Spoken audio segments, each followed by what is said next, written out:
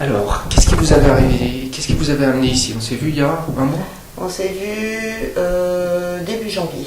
Début janvier. Début janvier, j'avais souhaité vous... Ça fait 2 mois, hein, c'est Ça ça? va faire 2 mois, oui. Donc j'avais souhaité vous rencontrer pour arrêter le tabac, non pas parce que c'était une résolution de début d'année comme on peut faire, mais parce que j'avais appris que j'avais un cancer du sein et que psychologiquement je ne voulais pas continuer à fumer, mais j'étais pas pour autant décidée d'arrêter, enfin arrêter. Donc en une séance qui a duré je crois à peu près 40 minutes, même pas. Ouais, c'est ça. Je suis ressortie déjà très bien, j'ai ressenti un bien-être et plus du tout envie de fumer, mais plus du tout, pas aucune envie, pas de stress.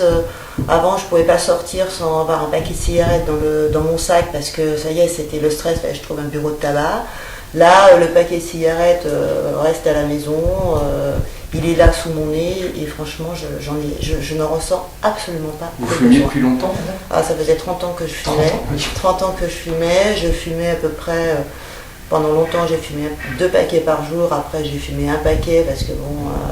Vous avez dû voir avec cette méthode que vous pouvez voir des gens fumer, ça vous fait plus rien? Ah non, plus mais rien. Ça ne me fait pas envie du tout. Non, ils sont à côté de moi, c'était justement mon angoisse. Je disais, bon... Il va y avoir des soirées avec des gens que je connais très bien et qui sont tous fumeurs. Et là, ça va être très compliqué à gérer. Eh bien non, prennent des cigarettes et franchement, ça ne me fait pas envie. Vous avez remarqué, j'en profite, comme là ça va être en vidéo, je ne fais pas de dégoût du tabac, c'est vraiment pas ça que je fais, pas du tout. Ah non, pas du tout. Ça c'est une absurdité, ah non, pas du tout. Ça, L'odeur du tabac ne me dérange pas. Voilà, c'est ça. Alors ça c'est clair. C'est une vraie cassure. Ah, oui. Ce qu'on a fait, c'est une cassure entre votre cerveau et la nicotine. Ah oui, non mais les gens peuvent fumer à côté de moi, je n'ai absolument pas de dégoût pour l'odeur de cigarette, je ne fais pas partie des anciens fumeurs insupportables qui ne supportent plus les fumeurs.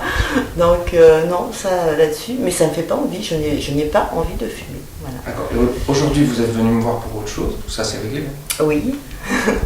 Donc aujourd'hui, je suis venue vous voir pour suite à une séance de chimio, pour lequel ça ne s'est pas trop bien passé. Donc j'ai été malade pendant 3 jours après cette séance. Donc voilà, pour m'aider. Et alors là... Ouais, c'est un peu difficile à expliquer parce que c'est vraiment quand vous allez avoir la prochaine chimio, vous allez voir ce qui se passe. Ouais. Vous avez dû voir que là on a fait des tests, qu'il n'y a plus de bouffée de chaleur. Et surtout, je me suis permis de parler de votre bras. Oui. Donc comme j'ai eu dans un sale état. Comme j'ai eu donc l'ablation du sein avec toute la chaîne ganglionnaire, donc j'avais le bras droit qui était, on peut dire, très handicapé, je pouvais pas le lever, et en l'espace de même pas une minute, mon bras, voilà. Il n'y a plus rien, il n'y a plus de gêne, ça tire plus, il n'y a plus rien. Il n'y a plus de gêne du tout. Donc ça c'est par l'hypnose sur point de résonance. Donc voilà. Merci. Merci. Alors madame, on se revoit, c'est ce matin que vous avez eu votre chimio. Et oui, donc deuxième séance, donc j'avoue qu'avant d'y aller j'étais un petit peu inquiète quand même. La trouille. Ouais, parce que la première séance s'est relativement mal passée. La séance elle-même se passe bien, c'est après les effets secondaires qui se passent beaucoup moins bien. C'est-à-dire que pendant 3 jours, des nausées très importantes, une grosse fatigue. Vous aviez un traitement pour empêcher les nausées? Ah oui, j'ai des médicaments à prendre, donc 3 fois par jour avant les repas, mais ça n'a pas été du tout efficace. Je sais pas, ça a peut-être aidé quand même, parce que vous ne pouvez pas savoir si vous ne l'aviez pas pris. Je sais que j'étais malade. Oui, ça c'est sûr. Ça c'est sûr. Non, mais on peut pas être sûr que ça peut être efficace. Parce que, oui, peut-être que ça pourrait être pire, c'est ça. Ouais, oui, c'est effectivement. Ça, c'est possible.